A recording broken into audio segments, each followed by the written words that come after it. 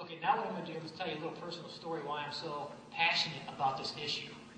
When I entered my freshman year of high school, my senior class was just viciously racist. Confederate flags were everywhere. I hardly went a day without hearing multiple racial slurs. And I'm from Michigan. This isn't down in Georgia or Alabama. This is Michigan. The ironic thing was some of their best friends were still black. And furthermore, none of them were racist just a few years earlier when I hung out with them. So I asked them, why are you guys so racist? And then they said, and the common response I would receive was, well, black people just aren't as smart. They're not as moral as other groups. And I said, wait a minute. What about Shante? What about Keisha? What about Lance? What about Marcus? He's the best speller in my grade. What are you talking about? And they said, oh, no, they're okay. They're all right. But overall, look at Africa. It was all a bunch of hunters and gatherers. All these savage people before white people came and lifted them up. And then, what about invention? They never invented anything. Peanut butter is the best they have? Then we didn't put peanut butter in our history books because a black man invented it.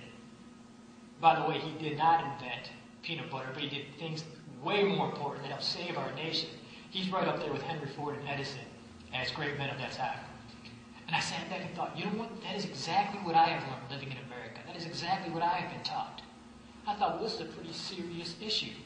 So I went and looked it up and was shocked to discover that almost any encyclopedia, almost any book on world history will tell you that sub-Saharan black Africa had all these advanced kingdoms.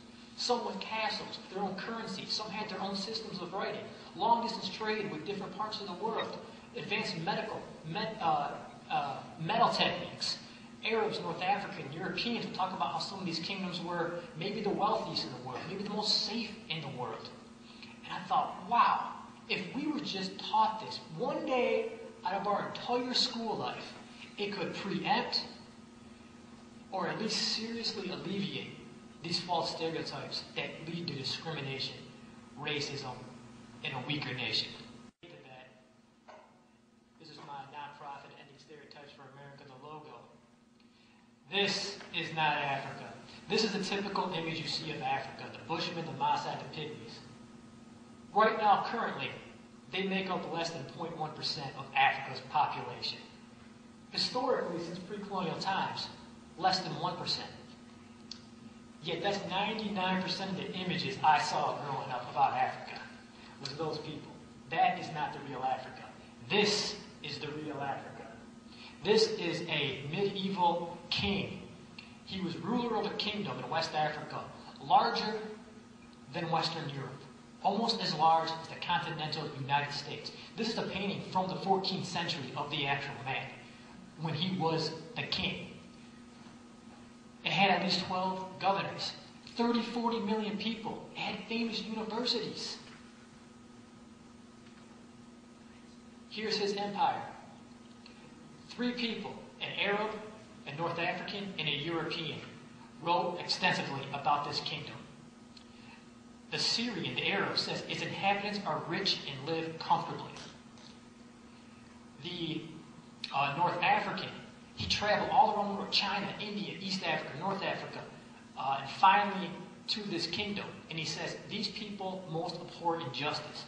Complete and general safety one knows throughout the land. He said, you don't have to worry about people killing you. You don't have to worry about people robbing you. Completely destroying the stereotype that, oh, somehow black people are more inclined to commit crimes. Destroys that stereotype. But we never heard about this kingdom. In Timbuktu, you probably heard about Timbuktu. A European came down there and said more profit is made from the book trade than any other line of business. But of course we never heard about that. That's the real Africa. Ancient Ethiopia. This is a 16th century castle from Ethiopia.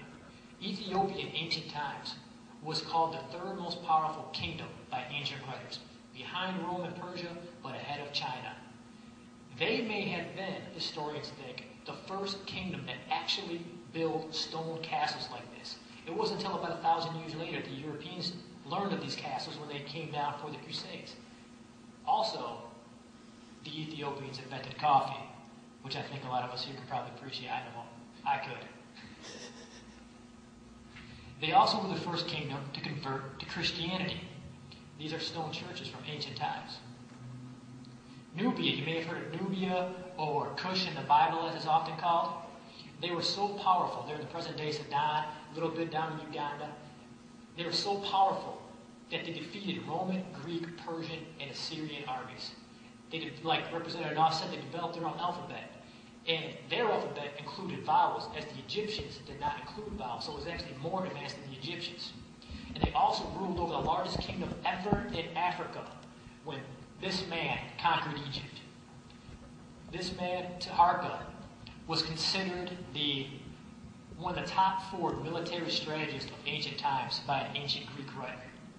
Him and his family ruled over Egypt for roughly 100 years, restored its economy, restored its system of temple building. And he was so beloved by the Egyptian people.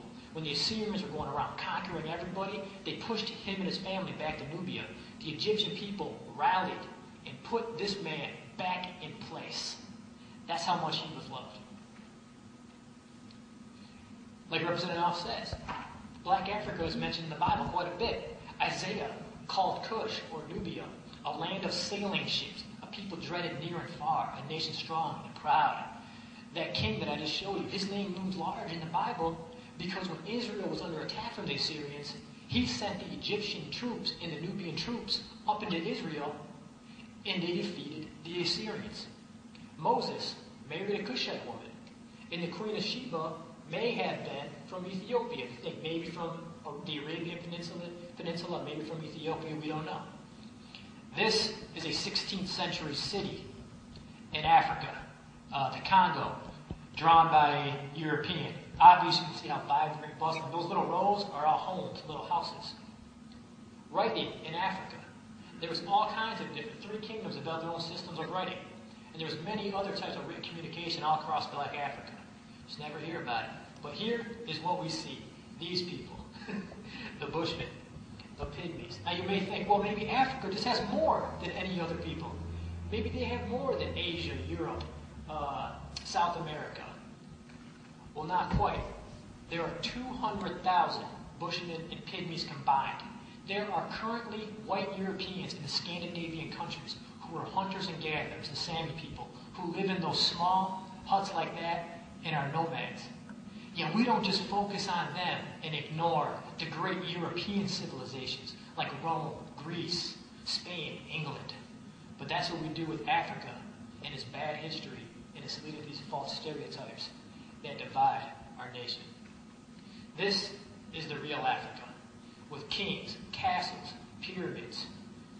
Those are knights from West Africa. West Africa had knights. They didn't just put armor on themselves. They put armor on their horses. When the Europeans came down, they said, these guys are as good as we are. You never hear about that. And I'll just do this last slide real quick.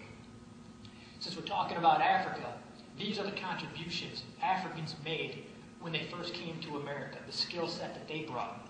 First of all, the Africans introduced rice. In West Africa, they grew rice. They knew how to cook rice. They knew how to store it. They knew how to clean it. They knew where to plant the rice. And it came to dominate life in South Carolina, as it was quoted back in the late 1600s and early 1700s.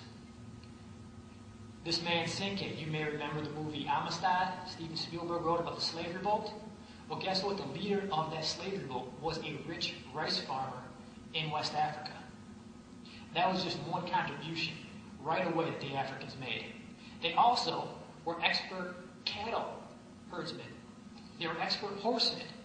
That's why they were so good at it. In West Africa, like I showed you, they often rode horses, but you never hear about that. That's why they were so skilled at raising cattle. Another contribution they made. Also, they knew how to deal with alligators. The Europeans never dealt with anything like alligators, and they were killing their cattle, they were killing their chickens, killing all their farm animals. Well, the Africans, they dealt with crocodiles, so they knew exactly how to take care of them. And they helped build American society that way. Also, the fishing skills, the casting techniques they brought to Europe also often supplanted the local Native Americans and Europeans in skill. They also introduced guinea corn and then sailing. In West Africa, you had all those rivers that you had to navigate for trade. They had these big boats where you had to, ship all the goods from back and forth. When they come to America, they still have those skills. They didn't lose those skills.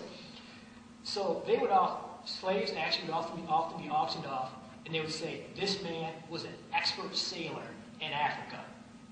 Africans provided the backbone of the navigation system in early America. And also they made major contributions in the form of basket making, box making, bats, and pottery and that kind of thing. So that's just one example. And I'll show you a little, some other slides later about how all groups have brought certain skills to make America what it is today, the greatest country in the world.